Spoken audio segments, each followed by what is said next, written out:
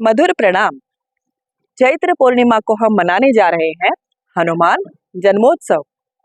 हनुमान जी सरल और शीघ्र प्रसन्न होने वाले भगवान हैं। हम सब जानते हैं कि हनुमान जी श्री राम के अनन्य भक्त हैं। इसलिए जब पूर्णिमा के दिन हम हनुमान जन्मोत्सव मना रहे हैं तो सबसे पहले हमें प्रभु रामचंद्र जी का स्मरण करना चाहिए। अब मंदिर जाते हैं अगर आप तो जय श्री राम, राम सिया राम, प्रभु श्री रामचंद्र जी की जय, ऐसा बोलने के बाद हनुमान जी के चरणों में नतमस्तक होइएगा।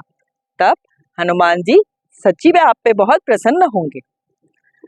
और अगर आप घर में ही बैठ के कुछ मंत्र जाप करना चाहते हैं तो आप राम रक्षा बोल सकते हैं, जय श्री राम का जप कर सकते हैं। उसके बाद में हनुमान चालीसा पढ़ सकते हैं, हनुमान कवच पढ़ सकते हैं, बजरंगी बाण पढ़ सकते हैं। ऐसे अलग अलग से तरीके हैं हनुमान जी को प्रसन्न करने के लिए।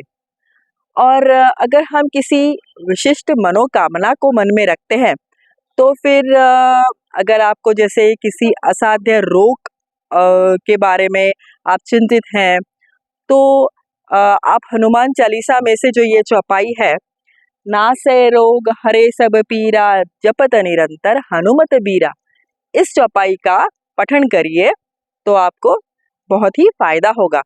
अब तीव्रता इंटेंसिटी रोग की कितनी है इस हिसाब से आप इस चौपाई का पठन कीजिए, 11 बार कीजिए, 108 बार कीजिए, या आप कुछ अनुष्ठान करके जितना जप आपको करना है आप कर सकते हैं।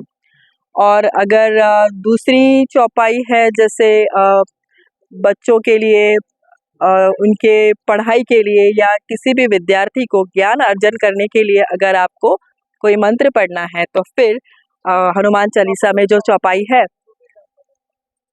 बुद्धिहीन तनु जान के सुमिरन पवन कुमार, बल बुद्धि विद्या देहु मोहे हर कलेश विकार।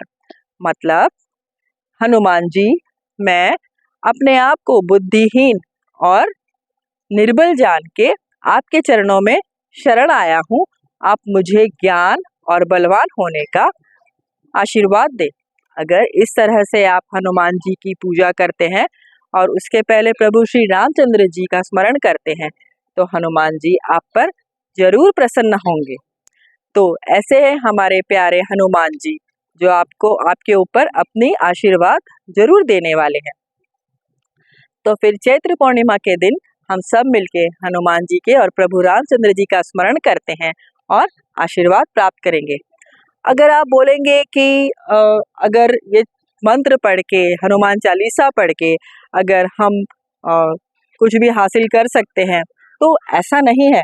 अब पढ़ाई तो करनी पड़ेगी ना, मगर पढ़ाई करने के साथ साथ अगर हम हनुमान चालीसा का पठन करते हैं, चौपाई का पठन करते हैं तो हमें हनुमान जी आशीर्वाद जरूर देंगे और सफलता हमें जरूर मिलेगी।